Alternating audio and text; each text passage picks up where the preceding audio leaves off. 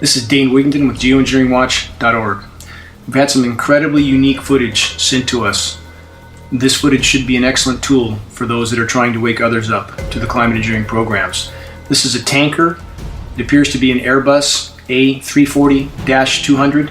Look in the center, between the wing plumes, you'll see a secondary disbursement coming out of this aircraft. This is what is so unique to this film.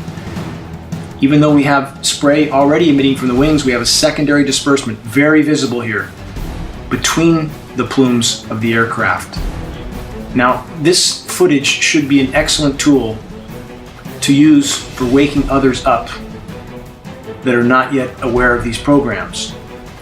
Even the wing plumes should be looked at very closely because you can see that they overlap each other as they emit from the back of the aircraft some distance behind the aircraft. Now, either the jet engines are mounted in a misaligned fashion, which we know is not the case, if someone was to make the argument this is a condensation trail, which it is not, or the nozzles emitting these sprayed plumes are not aligned correctly.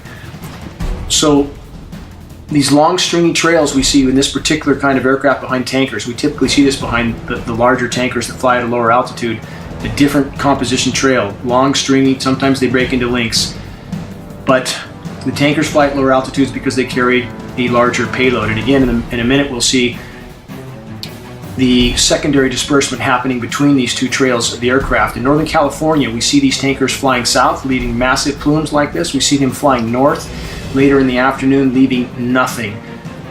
Again, this should be used as a tool to wake those up that are willing to wake up. Our atmosphere is being torn apart. Hydrological cycle completely disrupted. There's the plume in between, as I mentioned. This is very unique footage. Our entire biosphere life support systems are being torn apart by the ongoing climate engineering programs. All of us are being contaminated by these programs.